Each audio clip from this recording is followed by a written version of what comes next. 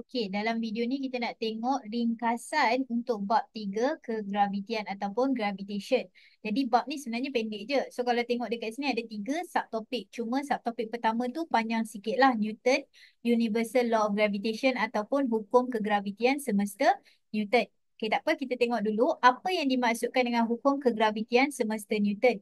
Jadi sebenarnya yang ini kan definisi ni nampak panjang tapi korang boleh ingatlah. Okey, jadi formula dalam exam diberikan F sama dengan G MM over R squared. So kalau tengok dekat sini, F ni berkadar terus dengan M1 darab M2. So F berkadar terus dengan M1 darab M2. Okay, gravitational force is directly proportional to M1 times M2. Maksudnya product of masses. Pada masa yang sama, dia inversely proportional berkadar sungsang dengan R kuasa 2. So R tu apa? R tu adalah jarak antara pusat dua jasad. Okey, ini penting. Okey, sebab dalam buku kadang-kadang korang jumpa banyak formula. Tapi nak bagi tahu sebenarnya asalkan R dia mesti daripada pusat ke pusat. Pusat ke pusat. Cuba sebut 3 kali. Kalau korang sebut 3 kali dengan suara, nanti korang akan ingat. Tak payah fikir-fikir, cikgu nak tambah ke? Tak payah tambah. Bila nak tambah? Jangan risau. Pusat ke pusat. Sebut 3 kali. Pusat ke pusat, pusat ke pusat, pusat ke pusat.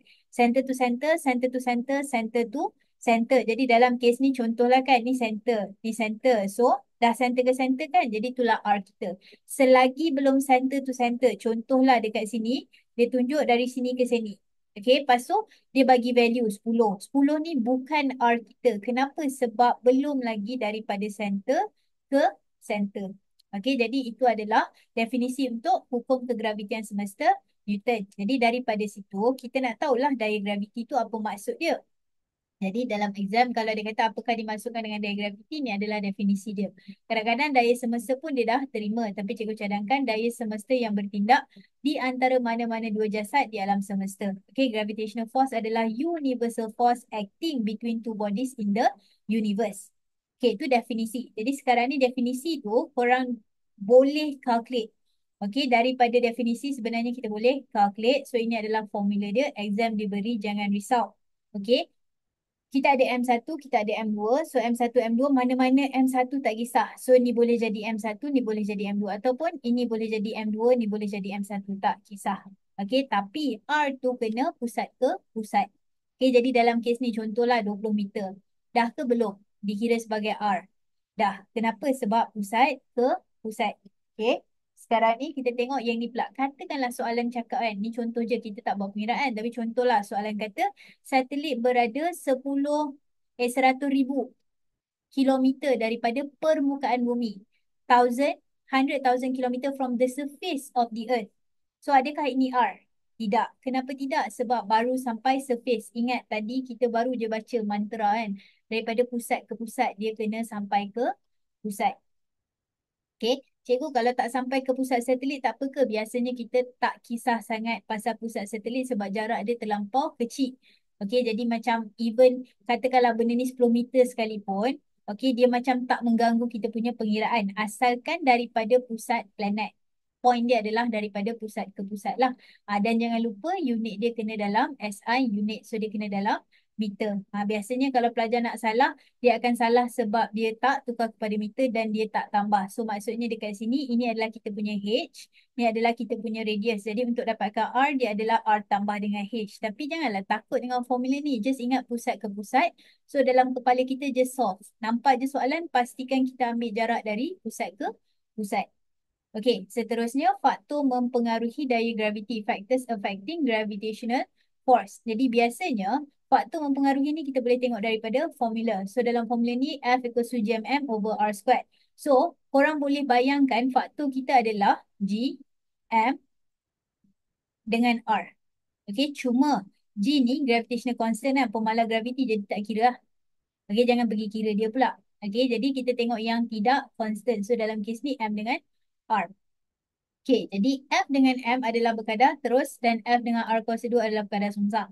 So maksudnya semakin bertambah nilai M, semakin bertambah nilai F. Semakin berkurang nilai, sekejap. Kalau kita tambah nilai R pula, F akan berkurang. Jadi dalam kes ni contohlah dia kata bandingkan antara FA dengan FB. Cuba tengok A dengan B apa beza dia. Beza dia adalah M. Betul? So, dekat sini M dia lebih besar, maksudnya F dia lebih besar. Okey. Jadi FA dia lebih besar daripada FB. Okay, kalau kita tengok antara FB dengan FD lah pula kan. FB dengan FD kita tengok beza dia apa. M semua sama kan. Yang beza dia adalah R. Jadi FB ni R dia lagi jauh. Tapi yang ni R dia kurang. So bila R dia jauh maksudnya F dia yang kurang. So FB dengan FD. B lebih rendah daripada B. Okay. So semua ni ada tau dia punya video yang lebih lengkap dekat dalam playlist gravitation. Yang ni adalah ringkasan sahaja. Okay, jadi daripada daya mesti ada pecutan. Kalau ada daya je mesti ada pecutan. So kalau tengok dekat sini ini adalah formula pecutan graviti. Ada beza tau G besar dengan G kecil. Dalam bab 2 form 4 korang belajar G adalah 9.81 ms92 kan. Mana datangnya? Sebab dia guna formula ni. Okay, perhatikan formula dia lebih kurang macam tadi. Bezanya M dia ada satu sahaja. Dan M yang satu ni adalah M planet. Okay, M planet. So maksudnya kalau macam contoh katakanlah kita ada bumi, M bumi, lepas tu kita ada satelit. So dalam kes ni satelit pun ada M dia juga. Tapi bila kita guna formula ni kita akan guna M bumi. Okay, R tu pun sama pusat ke pusat. Pastikan sampai ke pusat bumi. Okay, sekarang kita tengok faktor mempengaruhi pecutan pula. So kalau faktor mempengaruhi, ingat dia ada kaitan dengan dia punya formula. So kalau dekat sini faktor dia adalah G, M juga dan juga R kan. Tapi G tak boleh lah sebab dia constant. M pula kita tengok. Kalaulah kita tengah compare benda yang planet dia adalah sama, maksudnya M dia sama kan. Sebab M ni ingat dia bukan satelit. Dia adalah M bumi. Dia adalah M bumi kalau bumi lah. Kan? Jadi dalam kes ni dia adalah constant.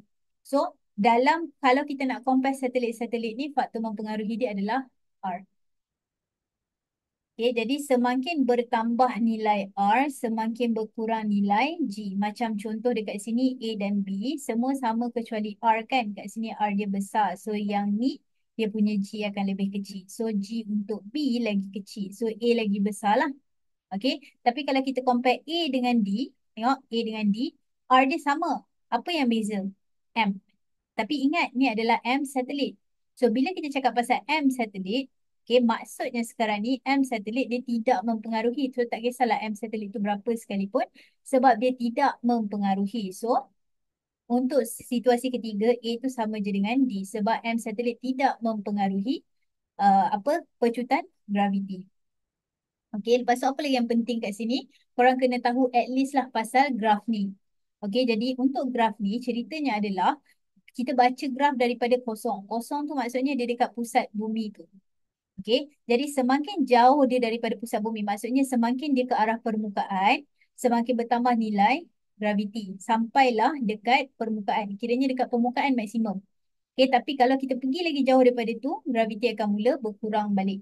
Jadi dalam exam dia pernah lah dia suruh kita sketch. Macam kalau trial yang pernah dia suruh kita sketch graf melawan G melawan R. Ataupun dia tanya dalam soalan objektif antara berikut yang manakah benar graf G melawan R. Okey, seterusnya kita ada graviti. Kita tahu makin jauh daripada permukaan bumi maksudnya graviti makin rendah. Jadi apa kesannya graviti yang rendah kepada manusia? Okey, jadi ini adalah dia punya kesan-kesan lah. Jadi korang boleh tengok dan cubalah ingat beberapa. Okey, itu adalah separuh daripada subtopik satu. Kita masih berada dalam subtopik satu tau. Okey, sekarang kita tengok daya yang seterusnya. Tadi kita ada daya graviti. So, sekarang kita ada daya memusat. So, ini adalah definisi daya memusat. Macam mana nak tahu dalam situasi tu ada kaitan dengan daya memusat? Biasanya bila dia bergerak dalam satu bulatan. Okey, jadi macam contoh orang ni dia tengah pusing. Okey, dia tengah pusing apa hammer throw. Benda ni lah. Kan? Jadi tali tu sendiri, tali tu, sekejap, ni dia. Okay, so ada tali kan? So, tali tu yang provide kita punya centripetal force. Tali tu provide kita punya centripetal force. Maksudnya, kita tahu bila benda bergerak, kita kata, bila benda tu bergerak dalam bulatan, kita tahu ada daya memusat. Tapi daya memusat tu biasanya dibekalkan oleh sesuatu yang lain. Maksudnya dalam kes ni, daya memusat tu mana datangnya? Daripada tali tu sendiri, tension dia ataupun tegangan tali tu sendiri. Okay? Atau dalam kes contoh bumi. Okay, lepas tu ni ada bulan. So, bulan tu bergerak dalam satu bulatan kan. So, tak ada tali. Mana datang daya memusat? Disebabkan oleh daya graviti. So kiranya benda tu bergerak dalam satu bulatan disebabkan daya graviti, tapi pada masa yang sama kita panggil dia sebagai daya memusat sebab dia bergerak dalam satu bulatan. Okey, jadi daya tu sentiasa ke arah pusat bulatan. Daya tu sentiasa ke arah pusat bulatan dan dia adalah, ini adalah dia punya laju linear. Dalam exam dia suka tanya tau. Dia suruh kita, dia bagi kita gambar. Lepas tu dia kata label ataupun lukis anak panah untuk menunjuk ke arah laju linear. Okey, sekarang kita tengok yang seterusnya iaitu daya memusat punya formula. So, F sama dengan mv kuasa 2 bahagi dengan R. So, M ni kalau kita tengok, okay, ni tips lah. Dia tak semestinya menjadi sebab kita tengoklah dalam exam tu, kan dekat depan ada list formula tu kan. Cuba korang tengok M dia. Biasanya ni cikgu tak janjilah sebab kadang-kadang dia orang tak ikut format ni. Tapi kalau contoh formula dia, dia letak M kecil. So, M kecil biasanya benda yang bergerak sekeliling bulatan tu. Macam contoh ni adalah bumi, ni adalah bulan kan. Okey, so sekarang ni bulan akan mengelilingi bumi. So M dia, M kecil adalah M bulan. M besar adalah M bumi. Okey, jadi tu tips lah. Tapi again, dalam exam kadang-kadang dia tak ikut format ni.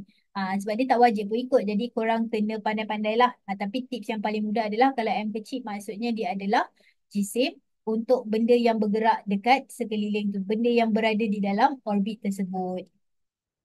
Okey, so daya memusat ni dia mestilah ada faktor mempengaruhi dia kan. Jadi sama je konsep dengan tadi. Setiap kali ada faktor mempengaruhi, kita tengok je formula dia. So dalam kes ni, formula dia adalah mv kuasa 2 bahagi R. Jadi kalau M bertambah, F bertambah. Kalau V bertambah, R bertambah. F bertambah. Okay. Kalau R bertambah, F akan berkurang. Sebab korang kena kukuh lah pasal berkadar terus berkadar sungsang tu. Itu memang kena betul-betul kukuh. So kalau rasa macam, kenapa bertambah berkurang kan? Macam tak faham konsep berkadar terus berkadar sungsang tu. Cikgu cadangkan tengok video pertama dalam playlist Gravity 2023. Cikgu ada terangkan berkenaan dengan berkadar terus dengan berkadar sungsang. Okey, so kalau ada daya mesti ada pecutan. Okey, macam tadi kita ada daya graviti, kita ada pecutan graviti. So kalau ada daya memusat, mesti ada pecutan memusat di mana formula dia adalah V kuasa 2 bahagi dengan R. So dia lebih kurang macam formula M tadi, cuma dia tidak ada dia lebih kurang formula F tapi dia tak ada M. Okey, jadi itu adalah berkenaan dengan pecutan memusat. Jadi macam faktor mempengaruhi dia samalah. V dan juga R adalah faktor mempengaruhi A. Jadi bila V bertambah, A akan bertambah. Bila R bertambah, A akan berkurang. Okey, jadi daripada situ kita tengok yang seterusnya. Ini adalah bahagian terakhir lah. Jadi ini adalah formula untuk jisim bumi dan matahari. So dalam exam benda ni tak ada dalam list formula. Formula ni tidak ada dalam list formula. Jadi formula untuk jisim dia adalah 4 pi kuasa 2 R kuasa 3 bahagi GT kuasa 2. So dia senang je, cuma nombor dia agak besar lah. Okey. Jadi sekarang ni R adalah orbital radius ataupun jejari orbit. Okey. So T adalah tempoh orbit. Maksudnya contohlah bumi mengelilingi matahari kan.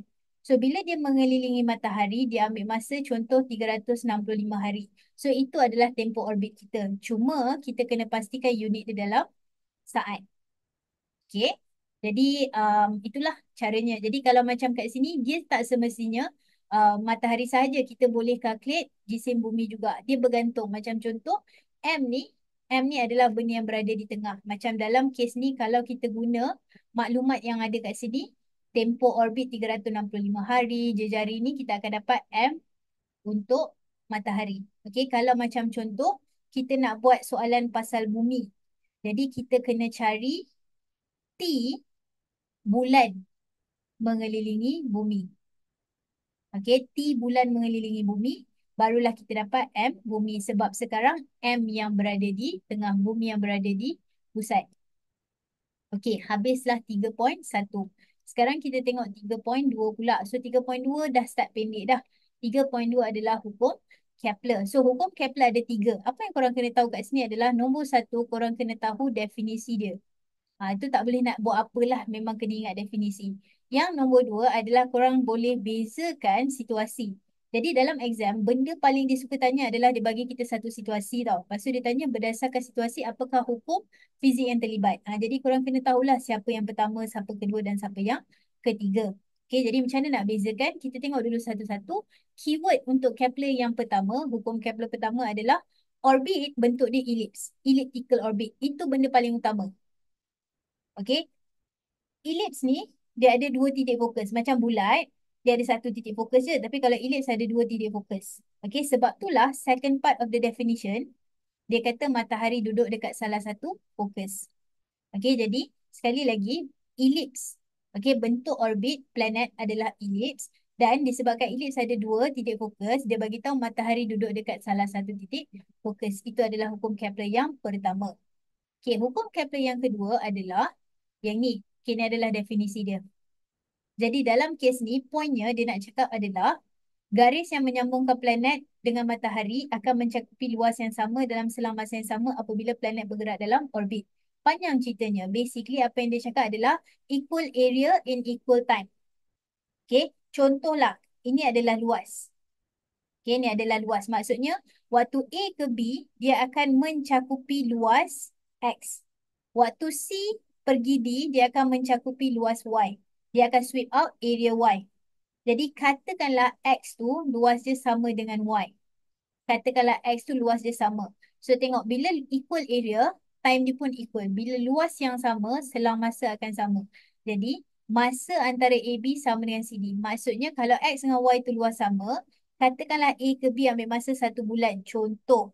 Jadi C ke D walaupun nampak macam A, tapi lagi pendek jarak dia. Tak kira, still 1 bulan. Okay. Point nombor 3, dia kata jarak AB. Dalam ni kita boleh nampak jarak AB jauh tak? Kan? Jauh daripada jarak CD. So, daripada sini kita tahu AB lebih laju daripada CD. Sebab logiknya, kalau ada dua orang berlari dalam tempoh masa yang sama, siapa yang lari jauh, dia lagi laju kan? So, macam inilah. Ni tips nak ingat. Tips nak ingat, siapa yang duduk dekat dengan matahari, dia yang laju. Jangan pergi tulis dalam exam pula. Okey, kenapa dia laju? Sebab dia duduk dekat matahari. Jangan begitu. Itu untuk tips menghafal sahaja. Siapa yang dia punya kedudukan, waktu orbit tu, kedudukan dia dalam orbit, waktu tu dia berdekatan dengan matahari, pada waktu itulah dia lebih laju. Okey, so itu adalah hukum Kepler kedua. Kesimpulannya adalah luas sama, masa sama. Tapi daripada situ dia suka tanya pasal kelajuan. Siapa yang duduk dekat dengan matahari dia yang lebih laju. Kenapa? Sebab jarak dia lebih jauh walaupun masa yang diambil adalah sama. Okey. Hukum Kepler yang ketiga. Okey. Dia cakap kuasa dua tempoh planet. Kuasa dua tempoh orbit planet berkadar terus dengan kuasa tiga jejari orbit. Square of orbital period of any planet is directly proportional to the cube of radius. Panjang ayat dia tapi basically T kuasa 2 berkadar terus dengan R kuasa 3. Okey, so daripada sini kita tahulah makin jauh, cuba fikir logik katakanlah planet A dengan planet B kan. So A dekat je dengan matahari, B jauh. Yang mana dekat dengan matahari orbit dia lagi kecil. So lagi cepatlah dia mengelilingi matahari. Yang B ni dia lagi jauh. So lagi lamalah dia nak mengelilingi matahari. So logiknya adalah bila T tu akan bertambah bila dia lagi jauh daripada matahari. Okey, jadi biasalah soalan akan minta korang calculate. Okey, cakap pasal unit, unit tak kisah. Okey, kalaulah dalam exam korang risau kan macam alamak kena tukar ke tak payah tukar ke, tukarlah. Tapi sepatutnya unit tak kisah. Kalau macam contoh dekat sini kan, T ni dia bagi 1 tahun. So tak payah tukar 1 tahun tu kepada saat. Cuma nanti bila korang calculate, T2 ni ada unit dia akan dalam tahun juga. Macam ni kan, kita pakai km. So yang ni pun akan km juga. Unit dia akan sama. Jadi korang tak perlu tukar dia kepada SI. Tapi kalau dalam exam ragu-ragu sangat kan, tiba-tiba datang was-was tu, pakai je lah, tukar je lah unit. Tapi sepatutnya tak perlu. Okay, habis subtopik nombor 2. So kesimpulannya apa? Kita ada 3 hukum Kepler. Okey, 3 hukum Kepler. Yang pertama cakap pasal elliptical orbit dan juga kedudukan matahari dekat salah satu titik orbit. Untuk hukum Kepler kedua, bila luas sama, masa pun sama. Yang mana dekat dengan matahari, dia lebih laju. Untuk hukum Kepler ketiga, bila R tu rendah, masa dia pun akan lebih pendek untuk mengelilingi orbit. Okey, ataupun T kuasa 2 berkadar terus dengan R kuasa 3. Itu adalah ringkasan untuk hukum Kepler. Okey, sekarang kita tengok yang seterusnya iaitu 3.3 kita ada satelit buatan manusia. So dalam satelit buatan manusia, korang paling penting lah adalah bezakan dua ni. Okey, geopegun dengan bukan geopegun. Perkataan pegun tu maksudnya tak gerak. Tapi satelit bergerak je. So apa yang dimaksudkan dengan stationary? Apa yang dimaksudkan dengan pegun? Pegun tu maksudnya, okey tengok bumi kan bergerak. So bila bumi bergerak, satelit pun bergerak sekali. So kalau dia bergerak tu sama-sama dengan bumi, nampak macam dalam kes ni kan, dia sama-sama dengan bumi, itu namanya geopegun. Okay. Tapi kalau bukan geopegun, maksudnya dia still bergerak tapi dia tak sama-sama dengan bumi. Okay. Bayangkan ini adalah bumi, lepas tu korang dekat sini. Okay. So ni satelit. Jadi katakanlah sekarang korang tengok dekat atas ni satelit atas kepala korang. Okay, sekarang. Lepas tu esok korang tengok, dia masih ada dekat situ. Maksudnya dia adalah geopegun. Tapi kalau korang tengok, esok dia ada dekat tempat lain, maksudnya dia bukan geopegun. Okay, so kenapa benda tu sangat penting? Sebab dalam exam dia nak pastikan korang faham tak beza antara geopegun dengan bukan geopegun, geostationary dengan non-geostationary. Sebab penerangan kita akan berdasarkan benda tu. So dalam exam dia suka minta kita bezakanlah antara geopegun dengan bukan geopegun. Asalkan korang, ni cikgu bagi contoh lah kita tak go through semua. Tapi asalkan korang faham definition dia make sense. Kenapa? Sebab kalau geopegun dia sentiasa berada di atas kedudukan geografi yang sama. Always above same geographic location. So logiknya adalah, katakanlah kita nak dia sentiasa berada dekat point ni. Atas point ni. Jadi kalau bumi berputar macam ni, mestilah dia follow juga kan? Jadi dia mesti bergerak arah yang sama dengan putaran bumi. Always the same direction of rotation. Tapi kalau dia berubah-ubah, sukatilah boleh jadi sama, boleh jadi berbeza. Okay. Jadi yang lain-lain pun konsep dia adalah sama juga. Pastikan korang boleh bezakan antara geopegun dengan bukan geopegun dari segi definisi. Okay. Dan satu lagi yang penting, ini untuk modifikasi, ubah suai. Sangat selalu. Sebab dia macam ni. Soalan dia akan kata, kita perlukan satu satelit komunikasi. Jadi, kalau korang dah tengok komunikasi, wajib tahu dia adalah geopegun. So, bila korang tahu dia geopegun, semua ciri-ciri kena berdasarkan geopegun. Semua ciri-ciri kena berdasarkan geopegun. So, kalau tiba-tiba satelit komunikasi korang pergi buat bukan geopegun, dah salah. Okay. Dan example tu at least satu lah ingat. Okay. Kalau boleh, cuba ingat at least satu. Right. So, itu adalah dua jenis secara arm jenis satelit. Okay, sekarang kita tengok satelit tu bila dia bergerak, dia mesti ada kelajuan dia. So, kelajuan dia adalah laju linear. Okay, kenapa kita cakap dia laju linear? Sebab ni satelit, so kita assume pergerakan dia, ini adalah laju linear kita.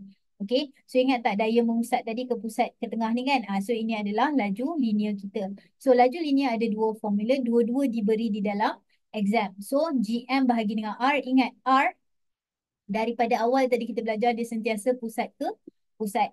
Okay. So dekat dalam kes ni T adalah tempo orbit, dia kena dalam saat. Okay. So GM jangan lupa punca kuasa. So itu adalah formula untuk laju linear. Mana-mana formula pun boleh pakai dengan syarat korang tengoklah maklumat yang diberi. Okay. Lepas tu habis laju linear, kita ada term H laju lepas. So H laju lepas atau escape velocity adalah H laju minimum yang diperlukan oleh objek untuk mengatasi daya graviti dan terlepas ke angkasa. Okay, so macam contoh, katakanlah bumi. Tak naklah, cikgu tak ingat sebenarnya. Okay, katakanlah satu planet X. Okay, planet X. Planet X, katakanlah dia punya H laju lepas, escape velocity dia adalah 10,000 meter saat -1. Fahamkan definisi dia, minimum velocity untuk dia terlepas. So maksudnya objek ni, katakanlah ni planet X tadi minimum kalau dia nak lepas adalah 10,000. Dia pergi bergerak dengan 9,000. Lepas tak? Ingat nampak tak? Terms dia hal laju minimum. Maksudnya minimum kalau dia nak lepas kena 10,000. Lepas tu korang pergi bagi dia 9,000 je. Tak lepas lah. Kenapa? Sebab minimum 10. Korang bagi 9. So tak lepas. Okay, jadi kalaulah minimum dia 10 tapi korang bergerakkan dia dengan 15,000. Geraklah kan? Bolehlah terlepas ke angkasa. Kenapa? Sebab minimum yang diperlukan adalah 10,000. So dalam exam macam mana dia nak tanya? Biasanya dia akan bagi korang satu situasi. Okay, lepas tu dia kata kira hal laju lepas. Okay, dia suruh kira hal laju lepas. Bila dah kira hal laju lepas, dia kata okay ada objek ni bergerak dengan certain kelajuan. Terlepas ke tak? Terangkan jawapan anda. So compare lah dengan korang punya calculation. Kalau dia punya pergerakan tu lebih daripada hal laju lepas, then terlepas lah. Kalau tidak, dia tidak terlepas.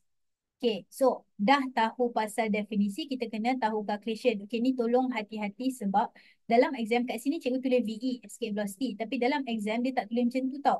Biasanya dia letak V juga. Jadi pelajar akan confuse. V sama dengan GM over R. V sama dengan 2 GM over R. Ada beza nombor 2. So yang ada nombor 2 ni adalah hal laju lepas. Okay, benda lain semua sama. Tapi nombor 2 tu adalah hal laju lepas. Okay. Seterusnya kita ada formula untuk tenaga keupayaan graviti, gravitational potential energy U equals to GMM over R. Dia lebih kurang macam formula daya graviti. Bezanya dia ada negatif dan juga dia ada, kalau graviti ada square kan, yang ni tak ada square dekat dia punya R. Okay. So, calculate je lah. Calculate je. Kalau dia kata calculate the gravitational potential energy, calculate lah guna formula ni. Okay. So, cakap pasal hal laju lepas tadi, exam pernah tanya pasal faedah dan implikasi hal laju lepas. Kiranya macam, okay, hal laju lepas tu apa kesan dia kepada kita sebagai manusia? Okay. So, kesannya adalah bumi mampu mengekalkan lapisan atmosfera. Okay, cerita dia macam ni. Lapisan atmosfera tu basically molekul udara lah kan. So, molekul udara adalah 500,000 kelajuan dia. 500 meter per second.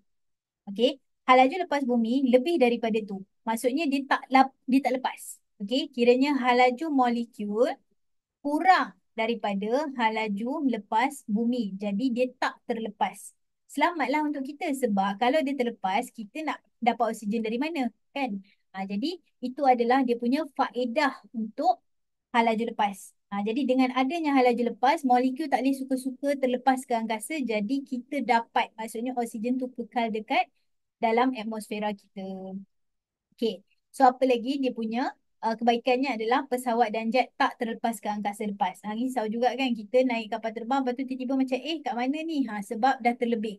Padahal kalau pesawat dan jet memang kita buat hal laju dia lebih rendah daripada hal laju lepas bumi supaya dia tidak terlepas. Okay. Implikasi kesan dia apa lagi? Kesan dia adalah pasal roket. Okay, kita tahu roket memang kita nak dia ke angkasa lepas. Memang kita nak dia launch into outer space. Jadi kalau kita nak launch into outer space, dia ni berat. Jadi kalau nak dia keluar, nak dia laju, mestilah kita bagi daya yang besar. Kan? So bila daya yang besar, maksudnya pembakaran yang besar. Pembakaran bahan api yang banyak untuk hasilkan tujahan yang besar. Barulah dia boleh terlepas ke angkasa lepas. Okey? Jadi itu adalah secara ringkas, ringkasanlah orang kata untuk bab graviti ni. Okey, jadi bab ni sangat pendek dan soalan dalam exam biasanya lebih kurang sahaja. Jadi take note. Kita recap sikit. 3.1 kita belajar pasal daya graviti dan juga pecutan graviti. Kita belajar pasal daya memusat dan juga pecutan memusat. Lepas tu kita belajar pasal jisim. Okey, lepas tu hukum Kepler pula kita belajar pasal 3 hukum Kepler yang mana korang kena tahu dia punya definisi dan situasi yang membezakan diorang. Last sekali kita belajar satelit, kita belajar jenis, ada geopegon dengan bukan geopegon. Lepas tu korang belajar pasal laju linear. Lepas tu korang belajar pasal laju lepas. Dari laju lepas tu korang belajar implikasi dia lah. Dan tak lupa tenaga keupayaan graviti. Okey, jadi pendek je bab ni. Jadi korang buatlah latihan untuk soalan ni. Cuma hati-hati dengan calculation. Nombor tu tengok betul-betul. Pakai calculator tu biar betul-betul. Alright, so apa-apa pun good luck. Okay, terima kasih.